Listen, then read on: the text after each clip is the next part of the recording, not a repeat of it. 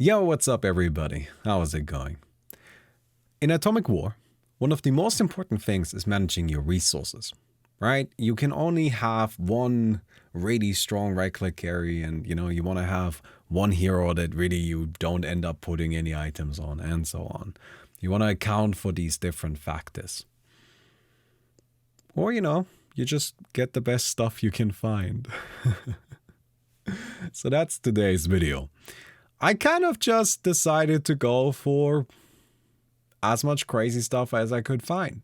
As many exciting builds as I could think of. Now, of course, it's not actually, everybody in the top 5 list that we made. Because, those wouldn't really make a good team. But I think it is still a pretty strong, pretty impressive lineup. And I hope you guys are going to enjoy it. Oh my god, we got Omni Knight. Alright, we have... So what is in this pool? Tom is potentially in the pool. We got Earthshaker with Dazzle. Oh, there's something spammable. Abaddon. Oh god, this is a sick fucking pool. Okay. This is a very exciting pool of heroes. I am really looking forward to it. What else is in there? So we want Pudge, obviously, right? Like Abaddon, Dazzle, Phantom Assassin. And then Tinker by default. Well, to be honest, that's kind of like the free I'm excited for anyway, so that's okay. But yeah, it needs to be Tinker by default, sadly. Because there's really no way around Tinker. Alright, so be it. Oh, I don't know if I should start with him. Tinker's pretty good to start with, but he's like super top tier. Abaddon's probably better. In all likelihood, Abaddon loses against this guy as well, though. Oh, Tinker, can you do it? No! Tinker, no! What are you doing? You don't have mana! Oh, he's an idiot. Tinker, you're fired. Alright, let me get rid of you. Put down Abaddon. And then we'll slap this guy into play. And I might actually just reserve my ability. So, ideally, I like using the ability on turn 3. Because you have 5 gold, you spend 3 on buying and you use the ability, right? It's to me like best case scenario. But the problem with using it on turn 3 here is that like we would use it on the Tinker probably. Which is not a bad hero to use it on, but it's just not really what I'm excited for. Alright, we're gonna use it on the Tinker, never mind. I mean the game is like Baumi. It's Tinker o'clock. Alright, it's Tinker o'clock. Holy shit. I guess we're gonna be tinkering today. So be it. Level 22 Tinker already. We have ourselves the Abaddon here, which is very good. So, I kind of want to like take this moment to explain some stuff because like I actually like I have more knowledge now, right? Like I actually think it's wrong to upgrade early. Like the shop. You don't need to upgrade the shop. Because upgrading shop only gives you better items and more abilities, right? But you don't care about that early on. Like that doesn't matter, right? You only care about unit levels. So it's better to get the unit levels and to get a full board of stuff. And then you just upgrade later, right? You just upgrade still on the same curve more or less for the last 2 levels, but the early game is a lot more flexible because you're just kind of looking to get your guys leveled up and put down some stuff.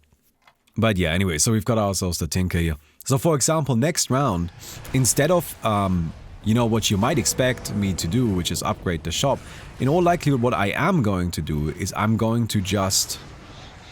Ooh. Alright, Tinker. Come on, buddy. Ah, he's not winning this. I'm just going to buy a thing, roll, and buy another thing. Right, so here's Abaddon. Very good. I'm gonna roll, and there's a Pudge. And I think this is actually better. Because, really, the only part that you upgrade when you're upgrading the shop is this bottom portion of it, right? Like, you're not upgrading the top half at all. Only this bottom part. And that's fine. Like, we don't need this right now. We only care about this top part. And it's better to just put more bodies on the board. So yeah. Anyway, that's kind of that.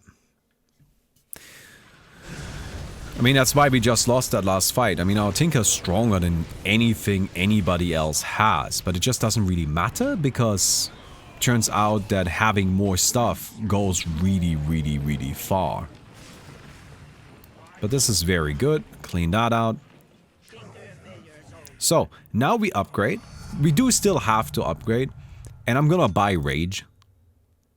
Look, we need Rage eventually. We might as well get it now. So these are our units that we're looking for, right? Abaddon, Dazzle, Tinker, Pudge, and Phantom Assassin. These are all top tier units. We need a Rage for Tom, and we need a Rage for the Dazzle in all likelihood. And Pudge is just kind of nice to have. He's very simple. He doesn't need any assistance. Abaddon is actually, in my opinion, the strongest frontliner. So I was a fan of Magnus for a while, and originally a fan of Kunkka and all of that. Mars. I think they're all bad.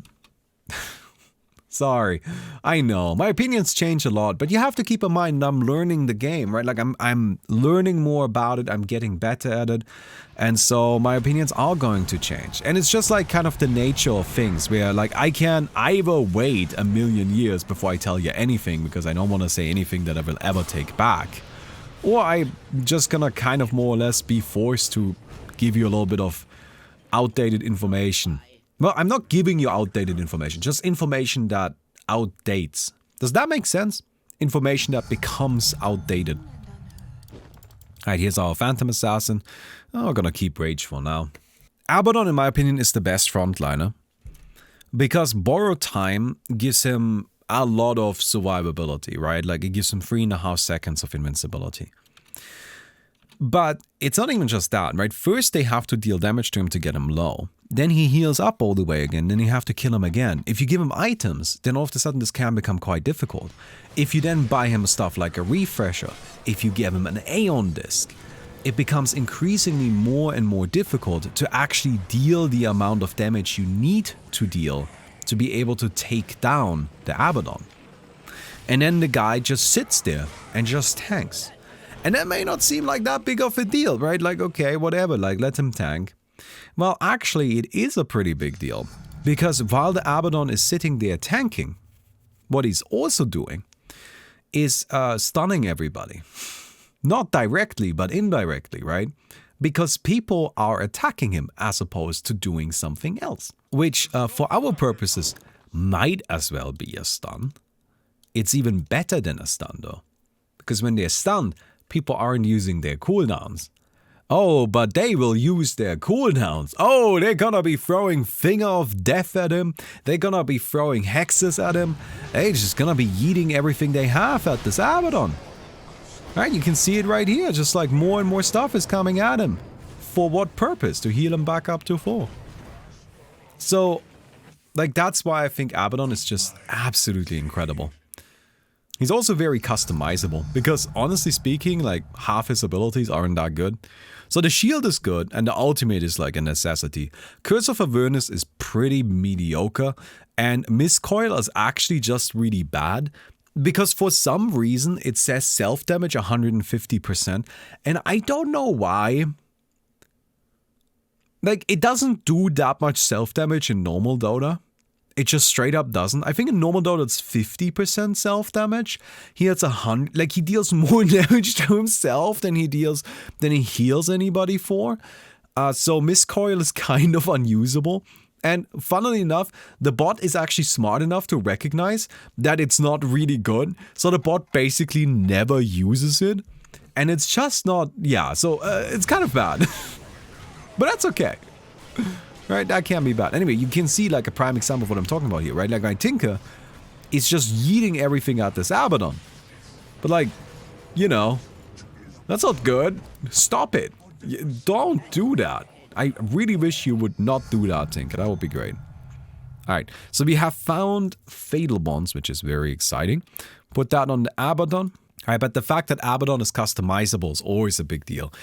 Generally speaking, any hero that you can like customize a lot, I think is immediately elevated just because of that. So yeah, Abaddon I think is just absolutely incredible, and I really, really, really like him. Like if there's an Abaddon in the pool, I always go for him. Like, to me, Abaddon is nearing the level of a Tinker. So yeah. Also, that's a level 26 lifesteal, which is kind of intense. My poor Tinker can't win against that. No, Tinker, buddy. He's trying his best. Alright, so we get this. We get ourselves a Spell Prism. There's a Butterfly, which is kind of nice. That goes on the Phantom Assassin. And an Aghanims, very good. So we eat you. Because I want to be gold efficient here. Gonna buy this Aghanims. We put this here. And we put this here. And we put this here. And we put that there. Phantom Assassin will eventually start being relevant. We got another Fatal Bonds. Which the Fatal Bonds... What's our last unit that we're missing? Dazzle. Okay. So we're probably not going for the Fatal Bonds then. Because we just don't really have a good hero for it, sadly. But that's okay. Even just one Fatal Bonds is plenty. Fatal Bonds is just really good. We could put it on Tinker, but I don't really like swapping anything out for Tinker. I want to keep Tinker as tinkery as possible, because he just is very good as a Tinker. He doesn't really need you to swap anything out. And goodbye. Nice. Shiva's Guard. Okay, so now we are ideally finding something like a Bloodstone, that's very good, and our Phantom Assassin. So for now I'm just gonna keep relying on the Tinker because, you know, the guy is just so freaking strong, so it's fine. I think that's about it. You guys want to put Tinker in the mid? I think Tinker in the mid is usually, it leaves them more exposed to stuff, so I don't like it as much. Oh wow, you are. See, in the corner you wouldn't have gotten silenced. That's a level 26. Alright, Tinker. You can do it, though. This is actually winnable still. Yeah, no. For sure. Ah, the Hex, though. Alright, yours. Nice, dead. Alright, unfortunate. Yeah, some folks in this lobby are getting some... very good. Very, very good opening little rounds here. It's not just me. There's definitely a little bit of luck happening right now. Yeah, so I like putting Tinker into the corners because he's just a little bit safer there. And like, yeah, his march isn't necessarily going to cover the whole map, but like he usually uses it diagonally. And a diagonal march is actually better than just a frontal march. Because it like is more likely to connect with people. So, yeah. Anyway, like this seems to be going well here. Very good. Nice job, my friend. More Phantom Assassin, very good. Apex, very good. Daedalus is not our favorite, but we're not gonna complain about it. And there's finally our Dazzle, so that's kind of what we were waiting for, but yeah, that's okay. Does rank of other players in the lobby condition how much MMR you get? No, no, no. And honestly, so it's something that you don't actually want in Dota custom games. Right, so you could write your MMR system in a way that people get, you know, like less MMR if they're playing against worse players. The problem with that is that you disincentivize players that are good from playing because they want to get rank, right? They wanna have the number go up. But if you just queue normally, there is no matchmaking other than finding players within the same region. And there's no way for custom game creators to have any more matchmaking than that. That is all they have access to. Ah, very good essence shift. So you're essentially setting things up. I took the wrong thing there, but that's okay. For the top players to not want to play. Because if they go into a lobby against low-ranking players, which they are going to by default, because there is no matchmaking that will automatically set this up. they will then get matched against bad players. And if they win, they get no MMR. And if they lose a lot. Right? That's not a good deal. What is the right way to play here? Well, the right way to play requires you to find other players with high MMR and play against those. Now, that's something that was possible for like auto chess, for example, because auto chess was just so popular that it was actually reasonable to expect that you would find people to like do like high level in-houses with. But if your game isn't as popular as auto chess, and just look here, quick, your game isn't as popular as auto chess. It's just, sorry, it's just not, it's not that popular, you know? Like, this is not beef with your game, it's just your game will never be as popular as auto chess. Sorry, buddy. Okay. So now a butterfly. I think I would rather have the butterfly than this bad boy. Because, like, we don't really need that. Oh, okay, we'll get that. Alright, but your game just isn't as popular as auto chess. Sorry, buddy.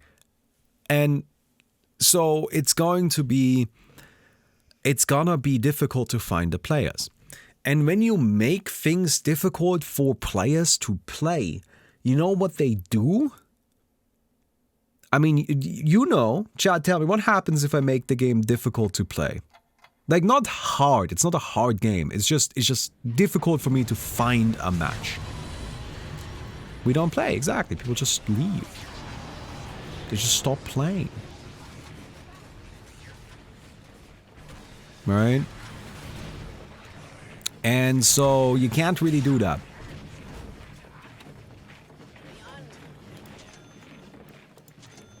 I mean, you could. That's probably not a good idea.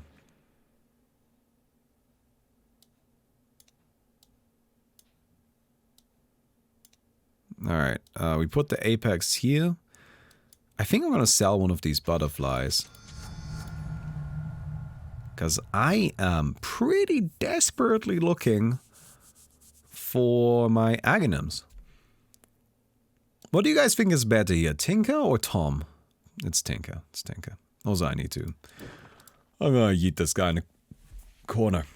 It just would be nice to get an Aghanims, but we'll get there. Oh man, that big, scary Disruptor ultimate. It's just kind of terrifying. Cool, you're down. Aghanims? Another Apex. It's just Apex City here, honestly. Yeah, I think I would rather have a Hex. Just, I don't need that many Apexes.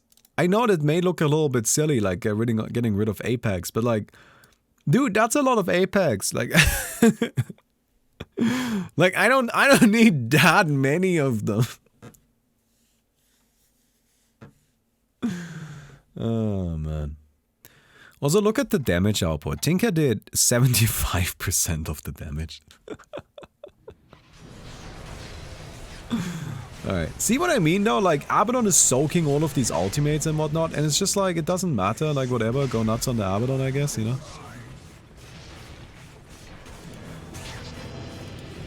Oh yes, let's go, Phantom Assassin. Sick.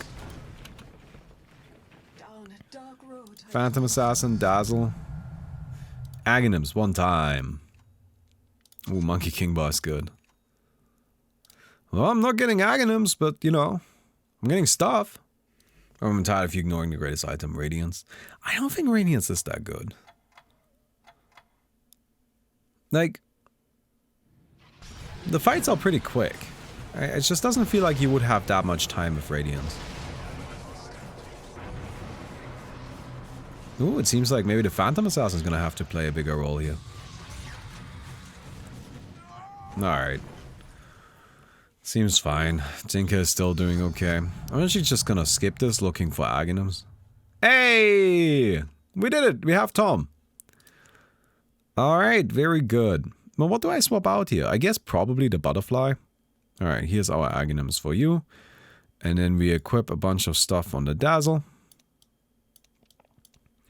So this now has a cooldown 6.6, 1.6, very good. Just need a Blink Dagger on the Dazzle at this point, but that's okay. Even just like this, the Dazzle is going to be fairly impactful. So what is Tom? Tom is this Phantom Assassin here. You just give her a bunch of items, you give her Rage, you give her Essence Shift, and you give her an Aghanims. And Aghanims is really important because you know what it does? Is it makes it so that when she gets a kill, her abilities get refreshed. Most notably, Rage gets refreshed. And you know what we like to see? We like to see a lot of Rage. We want to have our Phantom Assassin mad. That is definitely a good thing for us. And as you see, she just was permanently raged for that fight. I have failed the veil. Turns out permanent rage in any sort of capacity is very, very good. I guess I'll get this. I don't really need the Dazzle though. I would rather try and find a Blink Dagger. Alright, no Blink Dagger. Just get a Soul Cross probably. Put that on the Abaddon. But the Phantom Assassin Rage, she can just reset the rage duration. That's something that is kind of unique to her. I mean, sure, I guess you could put Blur on somebody else, but she just comes with it in build. But yeah, you see here, she's magic immune, and there you go, that guy's dead. And she's just gonna rage again immediately. And takes that guy down. And because she's Phantom Assassin, you know, like one of the problems usually with doing something like this is that you need to actually be the one getting kills, right? Except as Phantom Assassin, that's not really a problem. Like, she's pretty good at getting kills. That's something that she can definitely do. Ah, there's an Arcane Blink. Very good, very fun. So our Dazzle now has a Blink Dagger, which is also a very fun little item for the Dazzle because that further reduces cooldowns. I would like to have a different low cooldown ability than the one we do have, but I guess it's not the worst one. Right, like Decay is not terrible. But yeah, so what Dazzle now can do is blink in. Or not blink in. So this is a fight where I think we're gonna need to rely on Tom. But yeah, Tom gets a kill. Gets another one. Blur, Rage. Rage is off cooldown right now and just... There we go. Look away.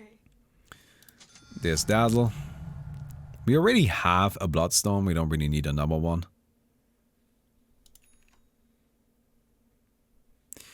So, I would like to find a really low cooldown spammable thing for the Dazzle.